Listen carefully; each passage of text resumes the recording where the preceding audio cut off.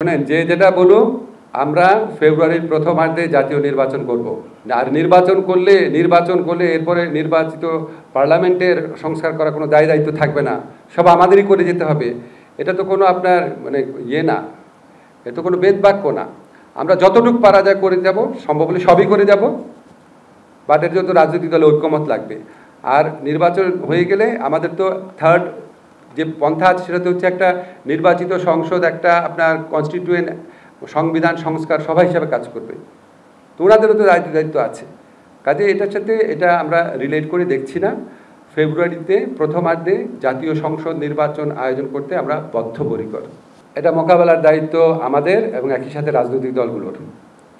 যারা আপনার জুলাই গণ অভ্যুত্থানের পক্ষ ছিল তাদেরকে এই জিনিসটা মাথায় রাখতে হবে যে তাদের মধ্যে যদি ন্যূনতম ঐক্য না থাকে, আমরা তো এই সরকার তো এক ধরনের ঐক্যমতের সরকার, আমরা সরকারটাও তো এক ধরনের ঐক্যমতের সরকার। আপনারা জানেন এই সরকারের প্রত্যেকটা সদস্যের ক্ষেত্রে এই প্রধান তিনটা যে রাজনৈতিক শক্তি আছে এবং যারা গণ অভ্যুত্থানের পক্ষ ছিল তাদের সবার সম্মতি ছিল। এখন আমরা এই ঐক্যমতের সরকার যদি কোনো পরবর্তী বিষয়ে যদি রাজনৈতিক দলগুলোর মধ্যে তীব্র অনৈক্য থাকে, তাহলে তো তার কনসেপচুয়ালি একটা পক্ষ নিলে তারা ঐক্যমতের সরকারের পজিশনে আর থাকে না। এই বিবেচনাগুলো আমাদের মাথায় রাখতে হয়। আমাদের জন্য কাজটা অনেক সহজ হতো যদি এই জুলাই গণ অভ্যুত্থানের পক্ষরা যে শক্তিগুলো আছে তারা যেভাবে ফ্যাসিস্ট গণহত্যাকারীকে দেশ থেকে তাড়িয়েছিল, তখন তারা শুধু ওই একটা লক্ষ্যের কথাই চিন্তা করতো। তারা যদি সেরকমভাবে ঐক্যবদ্ধ থাকতো তাহলে তো আমাদের এত অসুবিধা হতো না, এত এই মানুষের এত টেনশন, এত দিনের আলোচনা, এত কিছু লাগতো না। তো এখন আমাদের এই ডিফিকাল্ট পজিশনের মধ্যে দিয়ে আমাদেরকে যেতে হবে। আমরা আমাদের দায়িত্ব পালন করব, রাজনৈতিক দলগুলোকে অবশ্যই তাদের দায়িত্ব পালন করতে হবে। শুধু আমাদের উপর দোষারোপ করে ওনারা ছেড়ে দিল, তো এটা তো মানুষ তো বোকা না, মানুষ তো দেখছে ওনারা কী ধরনের আচরণ করছে।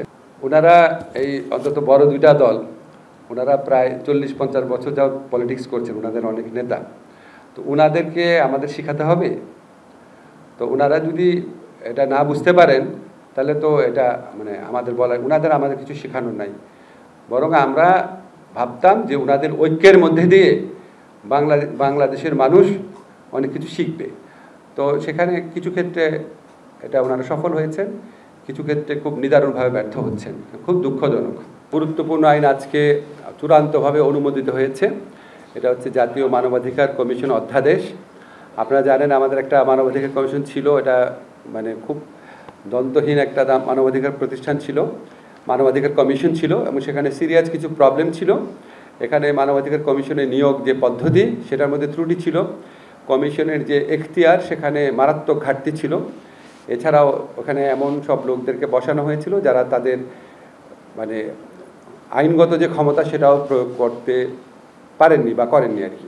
তা আমরা এটাকে অনেক বেশি স্ট্রং করার চেষ্টা করেছি। মানবাধিকার যে কমিশন আছে এটা যেন সত্যিকারে এখতিয়ার সম্পন্ন, ক্ষমতা সম্পন্ন প্রতিষ্ঠান হয় এবং যাতে একটা মানবাধিকার লঙ্ঘন রোধে ভূমিকা রাখতে পারে সেরকমভাবে প্রতিষ্ঠিত করার চেষ্টা করেছি। এটা কয়েকটা উল্লেখযোগ্য দিক আমি আপনাদের বলি। মানবাধিকারের সংজ্ঞা সম্প্রসারিত করে বাংলাদেশ কর্তৃক অনুসমর্থিত প্রচলিত আইন দ্বারা বলবৎযোগ্য বিভিন্ন আন্তর্জাতিক মানবাধিকার দলিলে ঘোষিত বা প্রথাগত আন্তর্জাতিক মানবাধিকার আইন দ্বারা স্বীকৃত মানবাধিকার সমূহকে অন্তর্ভুক্ত করা হয়েছে। অর্থাৎ আমাদের সংবিধানে যে ফান্ডামেন্টাল রাইটস আছে সেটার বাইরেও বাংলাদেশ যে সমস্ত ইন্টারন্যাশনাল হিউম্যান রাইটস ট্রিটি অনুসমর্থন করেছে বা পক্ষরাষ্ট্র হয়েছে, এমনকি আন্তর্জাতিক প্রথাগত আইনে যেই মানবাধিকারের আপনার প্রতিষ্ঠিত ধারণাগুলো আছে সেগুলি বলবৎ করার ক্ষেত্রেও মানবাধিকার কমিশন ভূমিকা রাখতে পারবে। আজকে জুলাই গণ অভ্যুত্থান স্মৃতি জাদুঘর অধ্যাদেশ চূড়ান্তভাবে অনুমোদিত হয়েছে। আপনারা জানেন যে আমাদের যে ফ্যাসিস্ট প্রধানমন্ত্রী ছিলেন, গণহত্যার দায়ে যার বিচার হচ্ছে, ওনার যে বাসভবন যেটা উনি ব্যবহার করতেন সেটাকে জুলাই জাদুঘর হিসাবে ঘোষণা করা হয়েছে।